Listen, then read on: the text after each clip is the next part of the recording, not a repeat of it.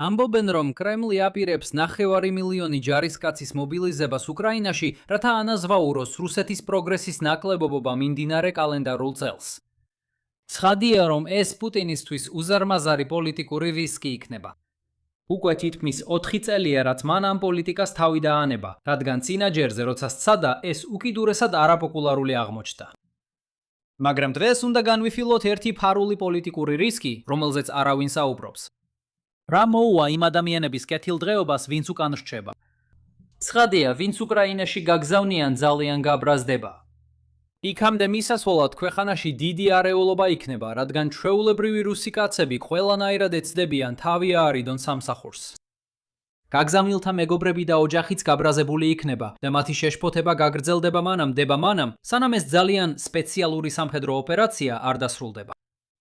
თუმცა თუ კრემლი პოლიტიკურად გადაურჩება მობილიზაციის პროცესს, მთავარი პოლიტიკური საზრუნავი ისევ ის იქნება, როგორ გრძნობენ თავს რუსეთის 75 მილიონი მუშა ომის საერთო მდგომარეობის მიმართ. ჯერჯერობით ომი მათთვის სასარგებლო იყო. რუსეთის თავდაცვის სამინისტრომ ხელოვნურად გაზარდა მოთხოვნა მუშა ხელაზე, როგორც ჯარისკაცების ნებაოფლობითი კონტრაქტების, ასევე სამხედრო წარმოების მხარდამჭერი ქარხნის მუშების მხრივ. რეალური ხელფასები საშუალო რუსისთვის გაიზარდა მიუხედავად არასტაბილური რუბლისა და მზარდი ინფლაციისა. თუ ომის შეჯამება ერთ წინადადებაში გვინდა, ვხედავთ მასიურ ფულადი რესურსების გადანაწილებას რუსი ოლიგარქებიდან რუს მუშათა კლასისკენ, კრემლის პრესტიჟული პროექტის გასაგრძელებლად. შესაბამისად, თუ მობილიზაცია გააგრძელებს რუსი მუშათა კლასის დახმარებას, მაშინ კრემლს ნათელი მხარეც აქვს. თუ საფრთხოების აპარატი შეძლებს მობილიზაციის საწყისით ტკივილის გადალახვას, მაშინ ნამდვილად უკმაყოფილო ხალხიც წინა ხაზზე იქნება, მოსკოვისთვის საფრთხის შექმნისგან ძალიან შორს. თუ არა, მაშინ მობილიზაცია ორმაგი დარტყმა. თუნდაც როგორღაც მოახერხოთ 9 მილიონი კაცის უკრაინაში გაგზავნა, მაინც დაგრჩებათ საქმე მუშახელთან, რომელიც ასევე თქვენს წინააღმდეგ გამოვა. მოდით გვერდი აუაროთ მათ, ვინც უკრაინაში გაგზავნეს და ვინც აშკარად უფრო ცუდ მდგომარეობაშია ამ პოლიტიკის პირობებში. ასევე გვერდზე გადავდოთ ისინი, ვინც ვებას თავსევას თავს არიდებს ქვეყნიდან წასვლით და თურქეთში ან სხვაგან გადადის. მიუხედავად იმისა, რომ მათ წარმატებით აიცილეს ხორცსაკები, ისინი მაინც უფრო ცუდ მდგომარეობაში არიან, ვიდრე სტატუს-კვოს პირობებში. სხვა შემთხვევაში, ისინი უკვე დატოვებდნენ რუსეთს. ამის ნაცვლად ჩვენი ერთადერთი ინტერესი იქნება ისინი, ვინც დარჩნენ და კვლავ მუშაობენ თავიანთ ცვლებში. ცოტა ხანს აზაზ გამონქევი, რადგან ჩვენი საწყისი შთაბეჭდილებები მოტყუებითი იქნება იმდენად, რომ შეგიძლია ითამაშოს სახალისო გვერდითი თამაში. იპოვო ფარული ვარაუდი, რომელიც მთელი თეორიის საფუძველს წარმოადგენს. სინამდვილეში ამ ამბავს ჯერ კიდევ არ ექცევა იმდენი ყურადღება, რამდენიც შეესაბამება იმას, თუ რამდენად განსაზღვრავს ის ომის მომავალს. ხოლოს, როცა ამ თემაზე შევჩერდით, ის მხოლოდ სპეციალიზებულ მედია საშუალებებში ვრცელდებოდა. მას შემდეგ გაშუქება ცოტა უფრო ფართო გახდა, მაგრამ ჩვენ ჯერ არ გვინახავს, რომ ეს ამბავი გავრცელებულიყო ისეთ ფართო აუდიტორიის მედიაში, რომლებიც მის შედეგებს სათანადო საზოგადოებრივ განხილვას მისცემდნენ. ამ დეფიციტის შესახებ ვიცი დღევანდელ ვიდეოს კვლავ სპონსორის Ground News-ის წყალობით. მაინც მომწონს ყოველდღიური ბრიფინგის მიღება, ყოველდღიურად, რათა დავრწმუნდე, რომ არაფერს ტოვებ. მაგალითად, სახელმწიფო დეპარტამენტის მიერ საშინლად შექმნილი ხელოვნური ინტელექტის მიერ შექმნილი რუკის გამოყენებას. ვაი, ამაზე მაინც უფრო მეტი ყურადღებაა ვიდრე მობილიზაციის ამბავზე. და კიდე, მე პირადად ყოველთვის მინდოდა მენახა ხმელეთით გარშემორტყმული Côte d'Ivoire. ამასობაში თუ ეწვევით ground.news/lines-on-maps, ან დაასკანერებთ ეკრანზე არსებულ QR codes, შეგიძლიათ მიიღოთ ფანტასტიკური 40%-იანი ფასტაკლება Vantage გეგმაზე, რომელიც გაძლევთ ცდომას ყველაფერზე, რაც აქ ნახეთ და კიდევ მეტზე. კიდევ ერთხელ მადლობა Ground News, რომ დააფინანსა დღევანდელი ვიდეო. კარგი, გადავიდეთ ფინანსურ კითხვაზე. ჩვენი საბაზისო მოლოდინი, ხაზს უსვამს საბაზისოს, რუსი მუშაკისთვის არის ის, რომ მობილიზაციის შედეგად ისინი უკეთეს მდგომარეობაში არ მოჩნდებიან.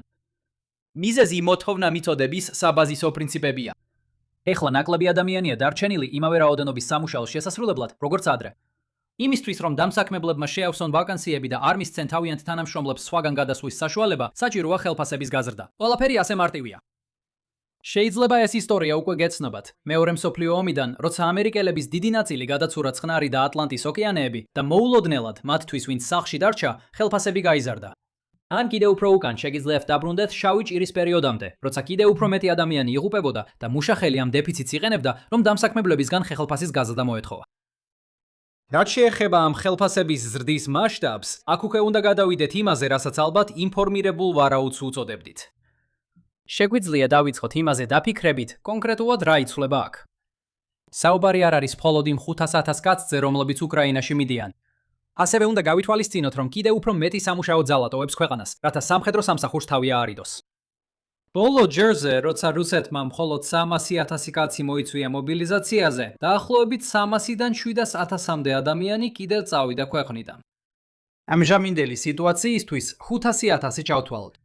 ეს შეფასების ქვედა ზღვარზე მობილიზაციის რიცხვს იმეორებს, რაც ანაზღაურებს იმათ რაოდენობას, ვინც დღეს წასვლას გეგმავდა, მაგრამ უკვე წავიდა 2022 წელს. არაფერს ვამბობ იმაზე, რომ ამ მობილიზებულ ჯარისკაცებს თანსაცმელი, აღჭურვილობა და იარაღი სჭირდებათ. შეიძლება ველოდოთ, რომ სამხედრო წარმოება გაიზრდება მობილიზებულთა რაოდენობის დაახლოებით 9-მდე, რათა დააკმაყოფილოს ეს საჭიროებები, თუმცა ამ შესაძლებლობაზე ცოტა ხანში ისევ დავბრუნდებით. ჯამში შრომის ბაზარზე მივიღებთ 1,250,000-იან დეფიციტს, საერთო შრომის ბაზრის დაახლოებით 75 მილიონიდან.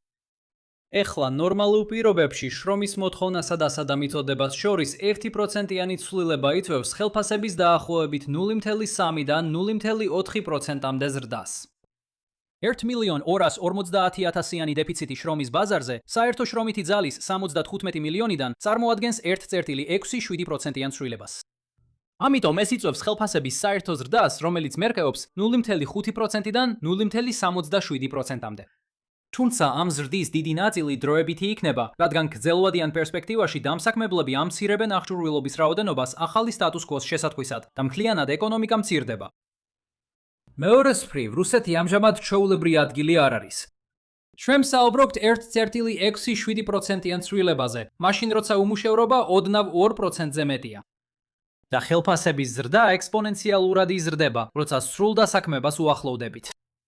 გიჟური არ იქნებოდა გვეგონა, რომ ხელფასები 4-ჯერ უფრო სწრაფად გაიზრდება, ვიდრე ჩვეულებრივად იზრდებოდა, რაც შეესაბამება 2-დან 2,67%-იან ზრდას. და გასაკვირი არ იქნებოდა, რომ 6 თვეში გავიგოთ, რომ ეს კიდევ უფრო მეტი იყო. რას უნდა მივაქციოთ ყურადღება არსებითად? თუ შეფასების ქვედა ზღვარს გამოვიყენებთ, 2%-იანი ზრდა ის ტიპის რამაა, რასაც მუშები შეამჩნევენ, თუნდაც ეს მათ კრემლის ერთგულებად არ აქცევდეს. ერთი რამ, რაც უნდა გვახსოვდეს აქ, არის ის, რომ რუსული მუშახელი შემოსავლის სპექტრის ქვედა ნაწილშია კონცენტრირებული. ვინმე ვინც შეერთებულ შტატებში $50,000 გამოიმუშავებს, შეიძლება ძალიან არ შეიგრძნოს დამატებითი $1,000 შემოსავალი. დიახ, შეიძლება სასიამოვნო იყოს ვალის დაფარვა ან საპენსიო ანგარიშზე თანხის დამატება. ეს უბრალოდ ნაკლებად სავარაუდოა, რომ გადამწყვეტი მნიშვნელობა გქონდეს. მაგრამ თუ თქვენ რუსი ხართ და წელიწადში 5,000 რუბლი გქონიათ, მაშინ ეს დამატებითი 100 რუბლიც კი შეიძლება იყოს განსხვავება იმაში, რომ თქვენს ოჯახში ყველა ჭამს თუ ვინმე მშიერი დარჩება. ამგვარად მე ვითხოვდი, რომ ისინი, ვინც სახლში დარჩნენ, მაყოფილნი არიან ამ სიტუაციის ამ ნაწილით, თუ შეფასების ქვედა ზღვარს გავითვალისწინებთ. სიტუაცია უფრო საინტერესო ხდება, თუ ამ ეფექტს მნიშვნელოვნად ნაკლებად ვაფასებთ. რეალური ხელფასები ომის დაწყებიდან წლიურად თითქმის 5%-ით გაიზარდა. თუმცა რთულია განსაზღვროთ, ამ ეფექტის რომელი ნაწილი გამოთვეულია შრომის მიწოდების შემცირებითა და ომის ეკონომიკიდან გამომდინარე მოთხოვნის შოკით, ასევე პანდემიის დასრულებისგან დარჩენილი ეფექტებით. თუ რეალური ცვლილება 2026 წლისთვის 2-ჯერ მეტი იქნება, ანუ 10%, მაშინ სახლში ძალიან ბედნიერი ადამიანები გეყოლებათ. ეხლა თუ კრემლში მუშაობთ, ყველაფერი რაც აქამდე მოისმინეთ, შეიძლება საკმაოდ აღგაფრთოვანოთ.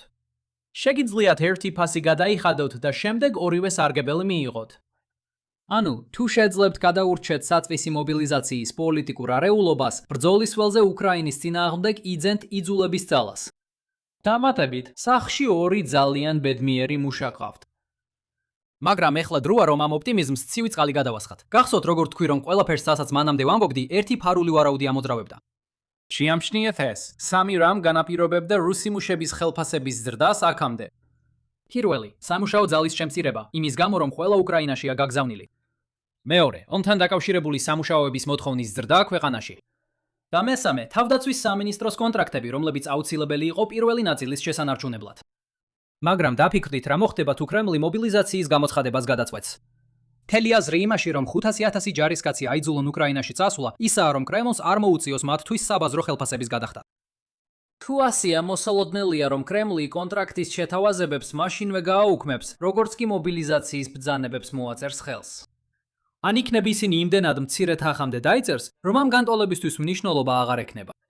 ფაქტობრივად მინიმალური თანხა, რომლითაც ყველაზე იდეოლოგიურად განწყობილი რუსი მოქალაქეების მიზიდვა იქნება შესაძლებელი. რაც არ უნდა იყოს, ძნელია წარმოვიდგინოთ, რომ იგივე ხელფასის ზეწოლა ახალ განაწილების სქემაში შენარჩუნდება. ამჟამინდელი მდგომარეობით რუსეთი თვეში დაახლოებით 30,000 ჯარისკაცთან აფორმებს კონტრაქტს, ანუ წელიწადში 360,000. ეს ქმნის უზარმაზარ ზეწოლას ხელფასების ზრდაზე ქვეყნის ყველა სხვა დამსაქმებელზე. და ასევე გაითვალისწინეთ, რომ ამ ხელფასებმა დროთა განმავლობაში კიდევ უფრო მოიმატა თავდაცვის სამინისტროს კონტრაქტებზე. სხვა სიტყვებით რომ ვთქვათ, ორ თვეში შესაძლებელია, რომ რუსი მუშაკებისთვის ყველაზე ფინანსურად მომგებიანი ალტერნატიული ვარიანტი ერთ ღამეში გაქრეს და ხელფასებზე ზეწოლის ეს ნაწილი დაბრუნდეს 2022 წლის ზაფხულის დონეზე. ეხლა კი უნდა ვიმსჯელოთ, გადაწონის თუ არა სამოქალაქო სამუშაოებისთვის მუშახელის შემცირებული მიწოდება თავდაცვის სამინისტროს კონტრაქტების გაქრობის ეფექტს. სამწუხაროდ, ეს ის საკითხი არ არის, რაზეც მე შემიძლია მკაფიო პასუხი გაგცეთ. ეს ნამდვილად არ არის ის ტიპის რამ, რისთვისაც რუს ეკონომისტებს სურთ კერძო მონაცემების გამოყენება შეფასებისთვის. და ამ კონტექსტში სწორი პასუხის მიღება უნიშნულოვანესია. ეს შეიძლება იყოს განსხვავება იმაში, მოდის თუ არა მობილიზაციის პოლიტიკა პუტინისთვის დადებითი შედეგით, თუ ეს ორმაგი კატასტროფაა მისთვის. წარმოიდგინეთ, როგორც ცდილობს კრემლი გაუმკლავდეს საზოგადოებრივ წინააღმდეგობას ჯარის გაგზავნის წინააღმდეგ და ამას მოჰყვება ის, რომ რუსი მუშები მოულოდნელად გაცილებით ღარიბები ხდებიან. ერთი რამ, რაც ომის ჩვეულებრივ დამკვირვებლებს არ ესმით, არის ის, რომ კრემლმა ომი ნაწილობრივ იმიტომ შეინარჩუნა პოლიტიკურად, რომ საშუალო რუსს ამით სარგებელი ჰქონდა. კიდევ ერთხელ, ეს არის დიდი ფულადი გადარიცხვა რუსი ოლიგარქებიდან რუს მუშათა კლასისკენ კრემლის ამაოების პროექტის სასარგებლოდ. ეს საკმაოდ თამამი პოლიტიკური ნაბიჯი იქნებოდა, რომ ეს მათ ფეხქვეშ გამოაცალო, ზუსტად ისე, როგორც უკრაინა დიდ თავსატეხს უქმნის რუსეთის ბენზინის მიწოდებასა და ელექტრონული კომერციის ინდუსტრიას. სხვა საკითხიც უნდა დავამატოთ აქ. ხელფასების შენარჩუნების ერთ-ერთი საფუძველი ის არის, რომ მობილიზებულ ჯარისკაცებს აღჭურვილობა დასჭირდებათ. ამგვარად, შიდა ბაზარზე სამუშაო ძალაზე გაზრდილი მოთხოვნა შესაძლოა დააკომპენსიროს თავდაცვის სამინისტროს კონტრაქტების გაქრობას. მოხდება თუ არა ეს, დამოკიდებულია რუსული კაპიტალის ხელმისაწვდომობაზე. ვერ შეძლებ მეტი აღჭურვილობის წარმოებას შესაბამისი მანქანების გარეშე. თუ ამის ნაცვლად ერთადერთი მანქანები, რაც გექნება, უკვე იქ დგას, საბოლოოდ მიიღებ იგივე რაოდენობის აღჭურვილობას, მაგრამ ის ბევრად უფრო მეტ ადამიანზე გადანაწილდება. და თუ არსებულ ქარხნებში გაფართოების მხოლოდ მცირე შესაძლებლობაა, მაშინაც კი მოგების უმეტესობა მიეწერება არსებულ თანამშრომლებს, რომლებიც ზედმეტ საათებს იმუშავებენ, ვიდრე ფართო შრომით ბაზარზე გავრცელებულ სარგებელს.